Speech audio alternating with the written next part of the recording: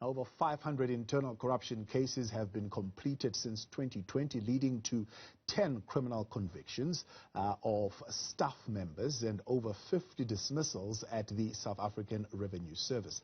This comes as the 2021 tax season begins, but this time completely virtual, with no physical branches opening for in-person public engagement for at least 6 weeks. To be a part of the conversation with the Commissioner tonight, what you need to do is send us your questions and your comments to 072-110-5584. You can tweet us at Newsroom405.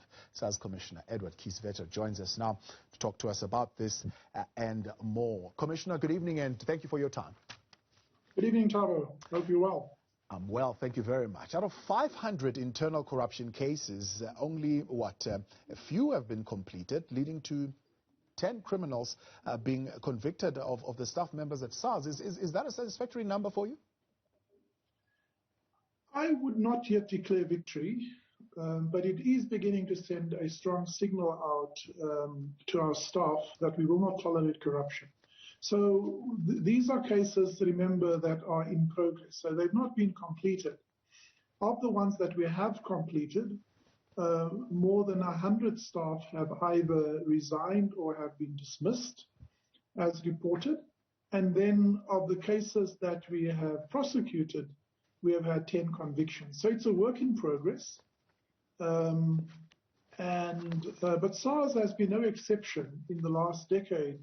It has become caught in the project of state capture, and certain employees would have thought it's fair game, if some of the leaders appear to be involved in questionable activities, then it's fair game for everyone. Yeah. So we are busy with a deep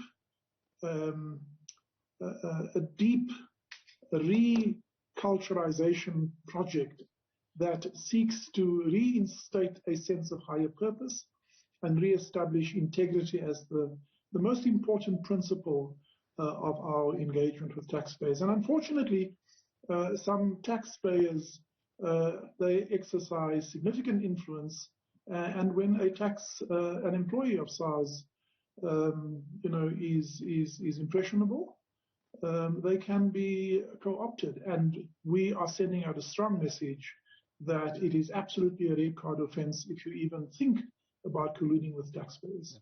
What does that mean in the context of how is the Revenue Service building a new ecosystem out of the state capture years, one that will meet the current demands but also the future demands of tax, particularly when we speak firstly at this level at system architecture, right? What are the strategies that you're implementing in place right now?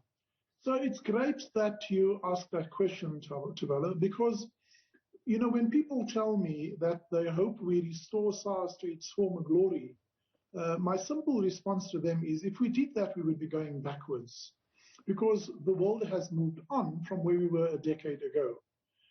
If you look at what technology and data offers you today, just in the last 10 years, we have found exponential and disruptive changes of innovation and new way of bringing together the amalgam of technology, data and data management, as well as human endeavor.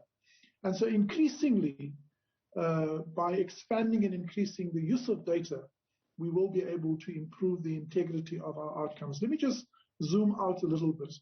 One of the things we decided is to be absolutely clear about our strategic intent and our vision. And we set for ourselves a vision to build a smart, modern SARS with unquestionable integrity that can be trusted and admired. We also said that our theory of compliance, our view of the public, is that most taxpayers are actually honest and just want to get this thing called tax out of the way. And so we have a simple thesis that says we must build a system that will persuade taxpayers to comply of their own volition, or otherwise stated, a system of voluntary compliance. Yeah. That then gave rise to 9 very clear strategic objectives, and those are the objectives that guides everything that we do. Yeah. and I can drill down. We'll tease those down a little bit. Particularly, I'm interested in that question of compliance by design. But let's get in there. As you're talking about your strategies, are you working in a silo? Are you working on your own? Revenue agencies across the world are beginning to talk of multi-party systems, right? Shared data infrastructure between individuals and organization. And that is something that clearly is missing here in South Africa, whereby you would have a client that is not tax compliant, yet getting a contract from government. And that's what we have seen during this time of COVID-19. Are you talking and building an ecosystem with other government agencies and third parties, including banks outside of the country, so that money doesn't come in and out, but also with businesses and taxpayers that make tax collection more efficient? So in fact, let me drill straight into strategic objective number 8, which is to say that we will work with and through all intermediaries and stakeholders to improve the entire tax ecosystem. Because you're quite right, SARS is not an island. And so we feed off these relationships. Let me take a few of them at a time and drill into it. The first is that we have increased our collaboration with our sister agencies within the South African government. So we have memorandum of understanding and collaborative projects with institutions such as the NPA, the SIU, the Hawks, the South African Police Service, and the Financial Intelligence Center and the Reserve Bank. Because very often the corruption or the misdemeanors, the delinquencies, straddles throughout the whole system of government. And therefore, while we prosecute tax matters, very often a tax offense results in a criminal offense, not just a civil offense. And then the investigative powers of the sister agencies, the prosecuting mandate of the NPA, the financial intelligence mandate of the FIC. So it is a collaborative effort. So that's the one that we have significantly strengthened, and you will know that we've established a fusion center, which is where we come together and jointly take on projects, each staying in our own lane in terms of our legal mandate, but collaborating with each other. The second area of cooperation is the financial institutions, as you've mentioned. Let me share with you a staggering piece of data that you may not be aware of. This year, from the banks, the medical service providers, the retirement funds, and other financial institutions, we receive over 132 million demographic profiles. That translates into over 2 terabytes of data. To give you a sense, a terabyte, 2 terabytes of data equates to 1 million units of data. That's 10 to the power of 12 for the geeks who is listening. And so that's an enormous amount of data that we get. And that, in fact, enables us to produce facilities such as the auto assessment, to be more effective in detecting non-compliance, and to generally improve the integrity of our outcomes by applying machine learning algorithms on this data. So that's a second set of data that we tap into. A third set of data we have an automatic exchange of information protocol with over 100 foreign jurisdictions, which means that we get automatic information from any South African resident who have financial resources in an offshore bank account. And that has triggered a number of work streams, and in particular feeding into the work of the high wealth segment that we have just relaunched earlier this year. So that's a third island of information. Yeah. Then we have multiple mutual exchange agreements, administrative agreements with other tax and revenue authorities that allows us to exchange information on request. Yes, yes. That's another island of source of information.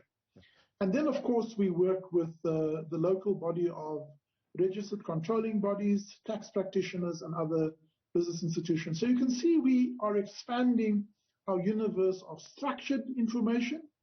And then by listening into the Zondo Commission, to other commissions of inquiry, we also pick up other data points, and we feed this all into our own data ocean that we then interrogate.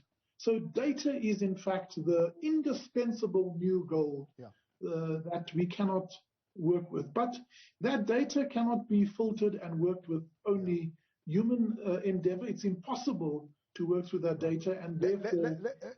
Commissioner, let's take a break. When we come back, I want to drill in a little bit more into that facet of the multi-party system, the MOUs that you're talking about, that you have put in place, and how close does that bring our tax collection to almost real time, or at least as real time as possible. The station tonight with SARS Commissioner Edward Kieswetter. Your questions on WhatsApp 072-110-5584. Before the break, the Commissioner outlining some of the 8 key areas of advancement in fortifying the revenue service, in ensuring that they get a whole lot of data. In fact, 132 million demographic profiles that they get from the bank. Staggering piece of statistic that. And Commissioner, before the break, I was saying, I want to know from you whether that brings us closer to a position where you're able to get tax collection happening at real time as possible, real data at the fore. The fortification of the system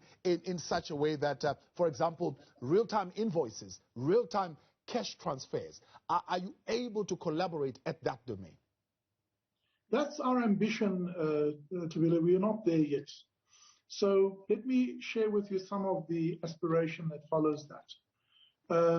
So at the moment, for example, we get payroll data from companies, compliant companies, once a month. It would be wonderful to have that in real time. At the moment, we have a biannual reconciliation twice a year of that payroll data. So one of the first would be to have the exchange of payroll information on a real-time basis between employers and SARS. Another would be to be plugged into every point of sale. The technology already exists, so that points of sale is where the VAT is calculated. And at the moment, we have some companies on a monthly cycle, others on a bi-monthly cycle. When we are connected into the point of sale, we will be aware of real-time point-of-sale transactions that we will suck into our own systems. And so by the time that a company submits their VAT return, for example, we will be able to reconcile that against real-time information that we have. So those are just 2 examples but there will always be also lag information reconciliations. So for example, the filing season that we are currently launching is to reconcile the tax obligations for individual of the prior tax year that ended in February 2021. And so that is still always a rear view mirror issue. But increasingly, as we are able to have real-time access to or greater access to streams of information on a real-time basis, as well as the ability to gather unstructured data, and that's the big challenge. And by unstructured data, I don't only mean listening into the various commissions, or it also means listening into social media streams, lifestyle information about people, that raises questions, will, if not real time, will at least shorten the cycles from detection to response by ourselves. And then, as I said, to work more collaboratively with our sister agencies. Right. What will it take to get us to that point, particularly when we are talking, what you mentioned earlier on, compliance by design, right? We are in a digital era, and I suppose COVID-19 has even catapulted us more into that space where a lot of transactions are happening on the digital platform today. So in terms of redefining the revenue service, how long will it take for us to get compliance by design, where I book an Airbnb right now immediately online and you're able to get the text from that, or I buy something on Amazon or any other platform for that matter, and you're able to capture that transaction and get the text immediately, almost designed into the system? Well, some of that will require legislative changes, but the technology is achievable within the next 5 to 10 years. In fact, the clever way to do it is not to always reinvent the wheel, but to also beg, borrow, and steal of best practice around the world. So, for example, in Russia would be one example where they already have the revenue authority plugged into every point of sale. So the technology here is not the constraining factor. It's really just the process, the legislative and the consultative process to get us there. The second thing, which I'm going to say, and this can get me fired, is that if I had a magic wand, I would transform the whole of government onto a common platform, something like a blockchain technology.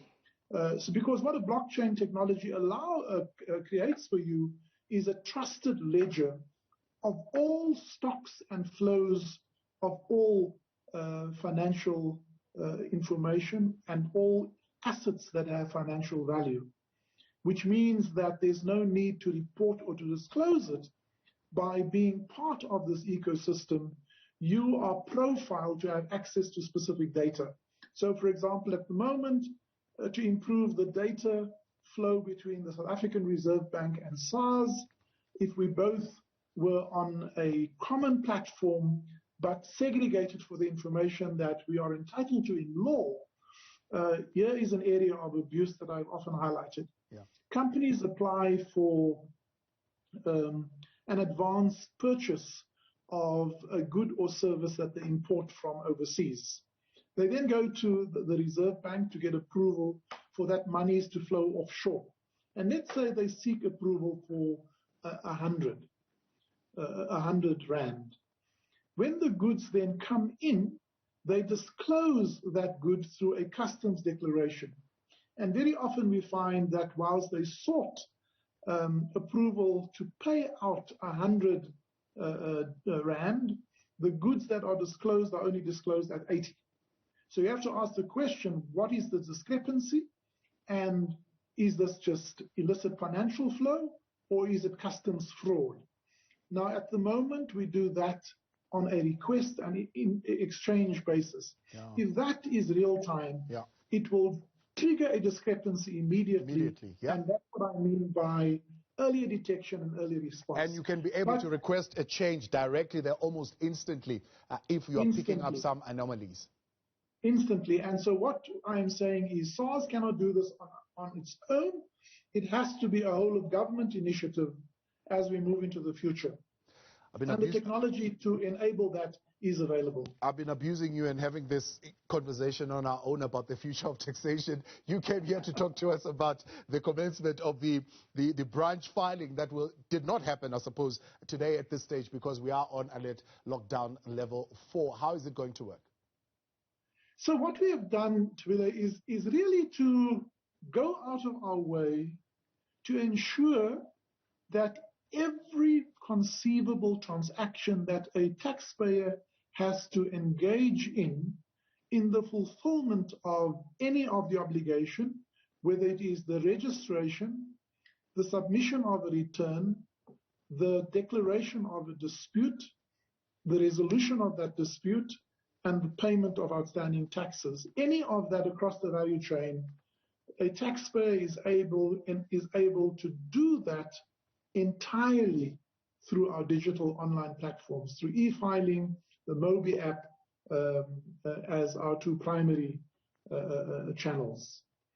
We are aware, though, that whilst technology enables it, we have to do two other things. Firstly, we have to manage the behavioral aspect, because many taxpayers, there may be a few Luddites who will just never take onto technology, but others are willing but not always able.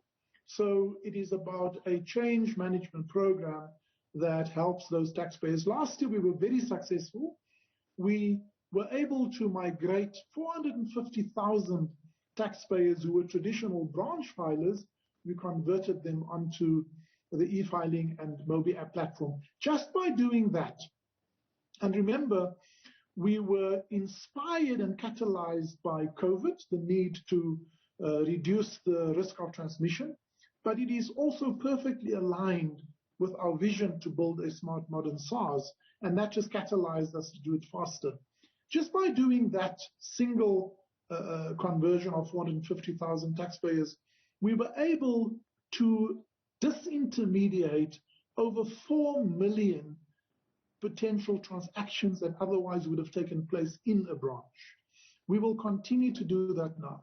To expand our enabling platform for that, this year we have also introduced, traditionally we use people with a smartphone or a smart device. This year we've added the simple traditional mobile phone with SMS communication. So this year you can communicate with us if you have just a simple phone by sending us an SMS with a keyword, with your ID number. You can request your tax number if you've forgotten it. You can ask for a statement of account. You can ask for other information, where are we with an audit or where are we with a refund. So we've expanded the platform of engagement between us and taxpayers, and we did that partly because we wanted to be in sympathy with the overall restriction of movement in minimizing the risk of COVID transmission. But as I said, it is also our longer-term journey to ultimately disintermediate all physical transactions and to be completely virtual and engage with people. We will never disintermediate physical transactions because there will always be people who will need that. However, for that we are saying in the absolute necessity, once we have coached you and tried to convert you, then only come to us by making an appointment. We've also created a simple way to make an appointment. You SMS us a booking request, or you log onto our website, or you phone the contact center. We'll give you a virtual appointment first, where you have an engagement via telephone or video device. And if you absolutely have to come in, when you come in, we will first try and terminate the visit by converting you. And if you ultimately insist on seeing a real person, we will do that. And we will do that as a service to South Africans. We increasingly hope that as we have a generational transition and generation X's and Y's and alphas come along, we will increasingly find a reducing need for people who want to come into a branch for a physical engagement. Quick 30-second question for you, Commissioner. We are completely out of time, but I want to take this one coming through on WhatsApp tonight, particularly on the question of delays in as far as getting your filing concern. I started my small business in 2016 with a turnover of less than 50K, but I have never filed my tax return ever since I started, with most of my receipts lost. How do I go about starting with the whole process of tax filing? I think, many taxpayers, adopt a ostrich approach, and they think if they hide away or forget about it, eventually will go away. Tax obligations never go away. And for non-disclosure, it doesn't prescribe as in other prescriptions in law. We would encourage taxpayers to come forward. We have a voluntary disclosure program, and if taxpayers believe they are really in trouble, it's better that you come to us than we find you, because then we'll throw the book at you. There is a dispensation which is more favorable if you come and disclose voluntarily, and then we will step-by-step try and restore you to full compliance. Remember, it is in our interest that you are fully compliant. We will not make it harder for you, and if you collaborate with us, we will try and find a path that is sympathetic and understanding of your needs, but still enforce without fear, favor, or prejudice your obligation in law. Right. I'm going to squeeze this one in. Mandla in Gqeberha, I would like to know, Commissioner, what measures do you have in place to deal with auditors that are destroying small businesses by prolonging cases and keeping businesses non-compliant, which results in non-payment and no appointment by government? Well, specifically, auditors are held to the highest standards through the regulator, and increasingly we work with the regulator where we uncover misdemeanors. But I think the real point that I wanted Mandla to be encouraged by is we have found also delinquent tax practitioners. These are people who have a trusted position to advise taxpayers. And Mandla will be delighted that just in the past year, 2 tax practitioners were convicted by SARS for engaging in fraudulent behavior and, in fact, leading taxpayers down a delinquency path.